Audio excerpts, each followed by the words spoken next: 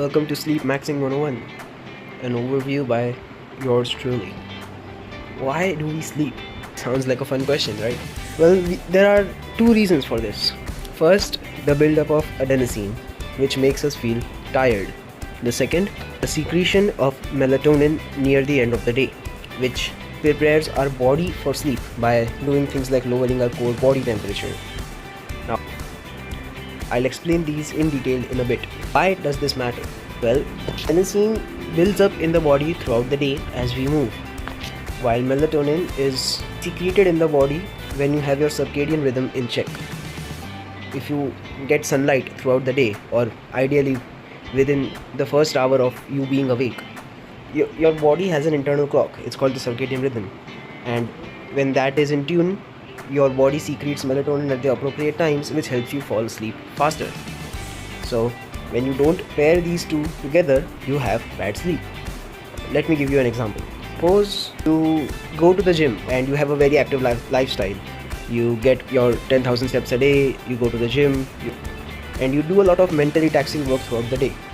But you don't get sunlight just at all. You are just in your office or at your home, and you don't get any sun exposure.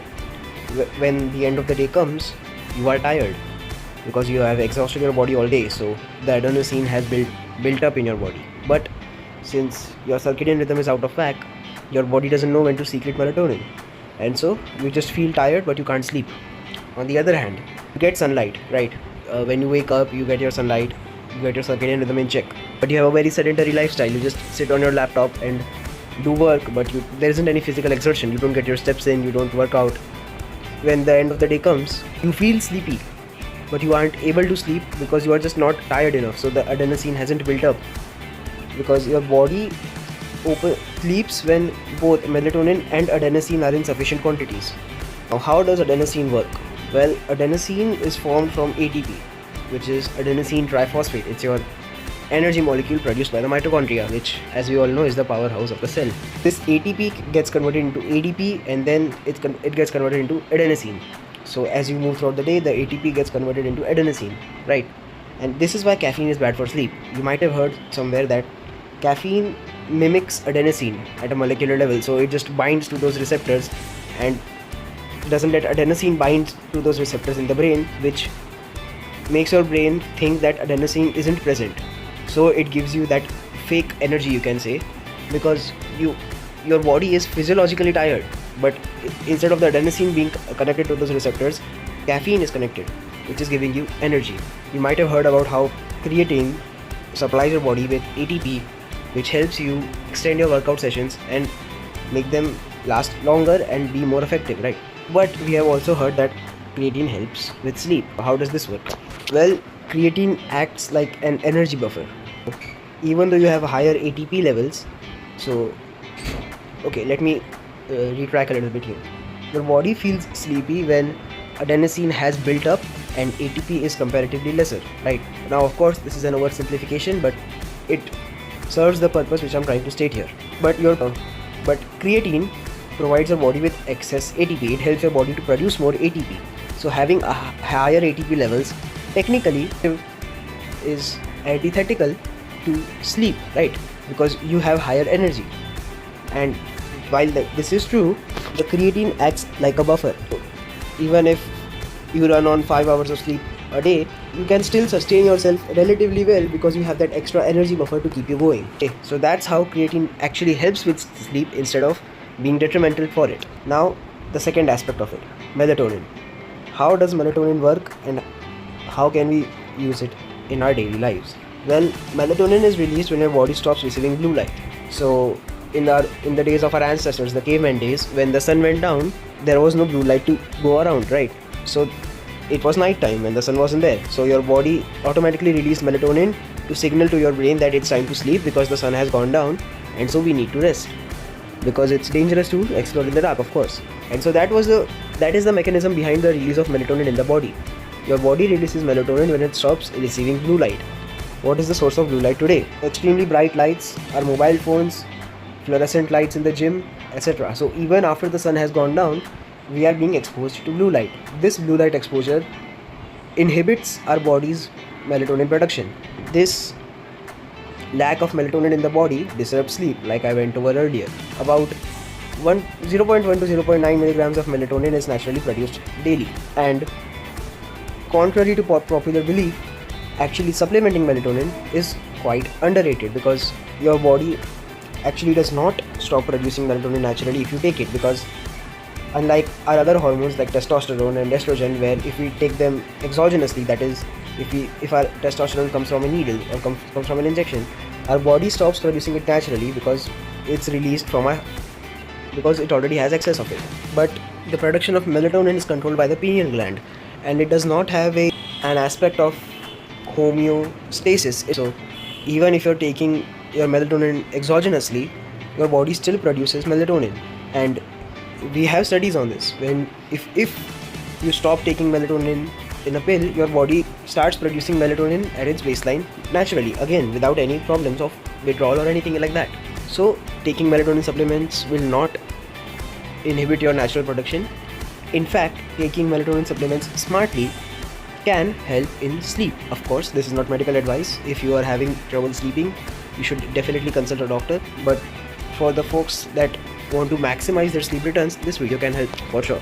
Just make sure that if you are taking melatonin supplements, don't take those which are in very high doses, right? So like above 3 to 5 milligrams plus, because your body produces less than a milligram a day, and so if you take so much melatonin every single day, your body will get desensitized to it, and so you will have to take even more melatonin, and which of course can prove to be very harmful for you. So anywhere in the between the 1 to 3 milligram is mostly fine for most people, but again, consult a doctor before taking any sort of supplementation. This is not medical advice. This is just what I've learned from experience. Now, how to sleep max? What's our goal with sleep maxing? Well, we want to minimize the time in bed and maximize all possible benefits of sleep. Now, the main purpose is minimizing time in bed, and I forgot to mention how long we should be in bed ideally. So there's a difference in time in bed and sleep, and for most people the time in bed is greater than the time they sleep for, because you don't just lie on the bed and instantly fall asleep, right? You twist and twirl around for 10 minutes, you think about some things, and then eventually your body dozes off to sleep. And so those 10 minutes plus the time you sleep is cumulatively is known as time in bed.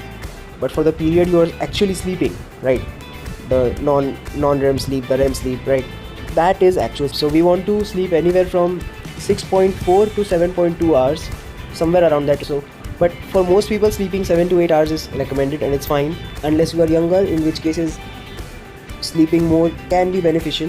So if you're anywhere below the age of 13 or 15, you can try sleeping 9 hours if it fits your schedule. But if it doesn't, try to sleep at least 7 hours a day. For adults, 6.5 hours to 8 hours of sleep per day is most people can operate optimally in that sleep range. Of course, you have to try and experiment with this yourself. Try sleeping at the lower end of the spectrum for a couple weeks, see how that goes. Sleep on the higher end of the sleep range for a couple weeks, see how that goes, and you can modulate from there based on your personal preference and body needs. So what are the actionable steps that will help you to maximize your sleep? So the first is a dark room, right? You can't sleep if you have bright lights constantly flashbanging you, right? Because again, the blue light problem I mentioned earlier, you cannot, even if you can fall asleep in brighter lights, it usually results in a very suboptimal sleeping experience for your body. And then the second thing that can help with sleep maxing is a low body temperature. So how do we minimize our body temperature? You want to have your last meal 3 to 4 hours before you sleep, and it shouldn't be too big, right? It should be around 1000 calories, because if you consume a very big meal, by the time you go to sleep, it's still digesting. So your body is basically split to starting the sleeping mechanisms and digesting simultaneously. Also, there is something called as the thermic effect of food, where digesting food releases energy and it consumes energy. So when you consume a higher calorie meal, it takes more calories to digest that, which increases your body temperature. And that's why we want to have our last meal as early as possible before bed, without it making us feel hungry, because if you go to sleep hungry, that can also disrupt sleep. So it's finding that balance. And if you can, you should take a hot shower around an hour or 90 minutes before bed, because actually showering in hot water reduces your core body temperature, which will help you to sleep better. And To minimize blue light, you should have no screens, ideally an hour before bed. But if you can't do that, at least 30 minutes before bed. Read a book, go for a walk, talk with your family, right? All of these things can in fact reduce your stress hormone. So talking with your family can reduce cortisol and put you in a better position to have a good night of sleep. No screens, minimum 30 minutes before bed, and ideally 60 minutes would be the best. And if you are struggling with having racing thoughts when you sleep, oh, I didn't do this, oh, what am I going to plan for tomorrow, how am I going to handle this situation tomorrow, if you have multiple thoughts back to back to back to back when you're trying to go to sleep, supplementation can help, and I'll cover this in a little bit. But one other thing I found which is very helpful is journaling. Now it sounds very corny, and it actually is corny if you do it in some ways, in my opinion, but simply just taking a notebook and writing down two things, one thing, whatever, just writing something actionable down about what you're going to do tomorrow relaxes your mind tremendously, because whenever those racing thoughts come, and they will, you will be ready with a response that, oh, I have already journaled what I want to do. So your mind will be like, okay, and it will relax. So that will help a lot. And if you want to journal and you are missing and you are forgetting to journal every day, what I would do is keep the book and a pen beside your bed. So you must have a bedside table or something, right? Just keep the book there, and whenever you're going to sleep, because it's in your field of vision, you will definitely remember to journal. And the last thing that I have here is taking supplements. But before we go on to supplements, there are two more things I'd like to mention.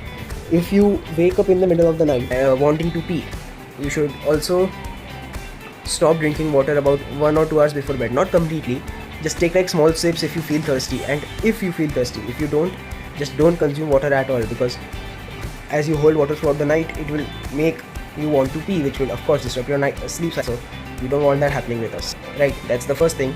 And the second is having a cool room. So we lowered our core body temperature, which is of course of higher significance, but sleeping in a cooler room is also very important.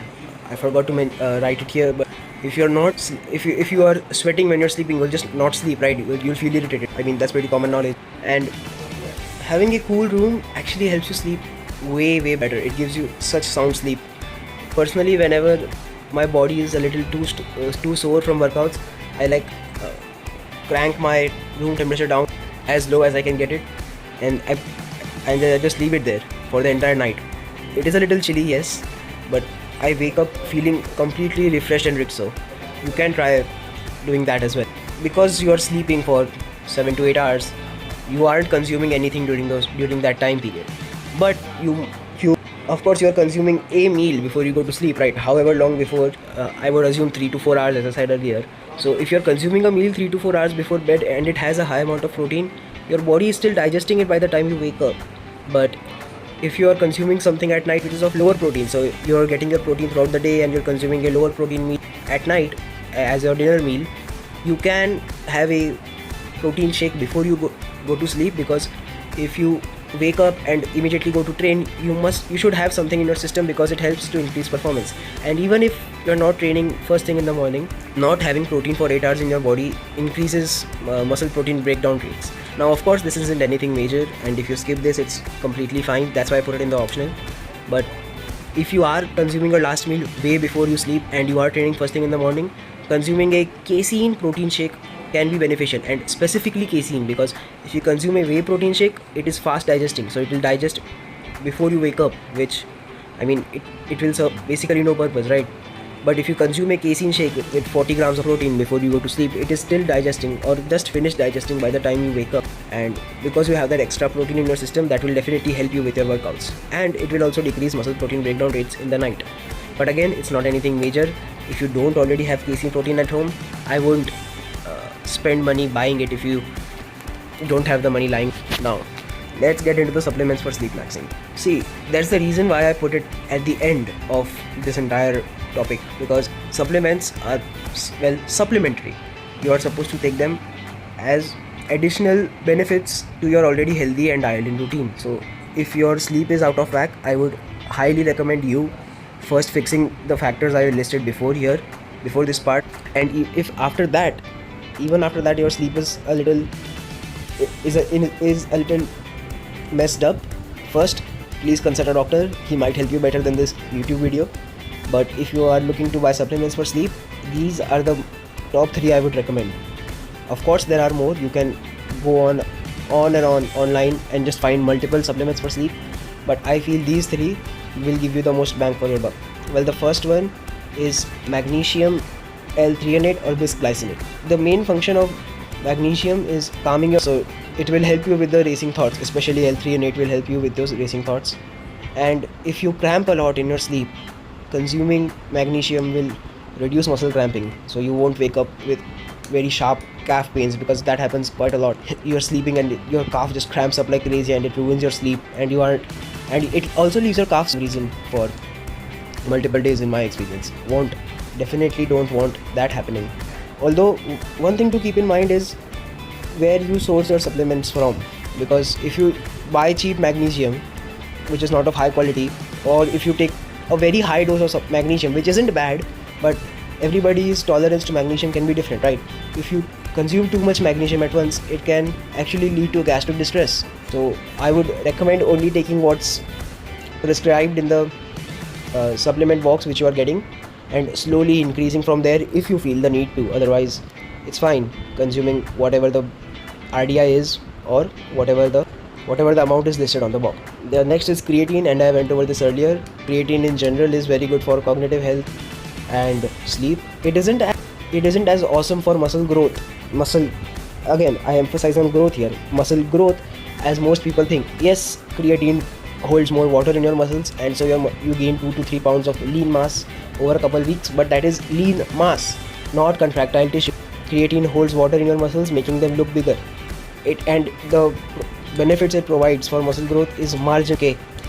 In fact, I would go as far as to argue that consuming your pre-workout and dialing in that, consuming a good pre-workout supplement is more important than creatine for muscle growth, although that is a topic for another video.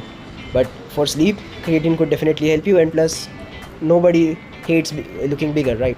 The third supplement is melatonin. Again, please consult a doctor before manually buying these off the shelf yourselves, because they will help you guide you the best and give you personalized recommendation based on your bodily needs. But melatonin is helpful for sleep. Of course, it's one of the main hormones that help you fall asleep, and so consuming a little more, like 1 to 2 milligrams, definitely helps you fall asleep.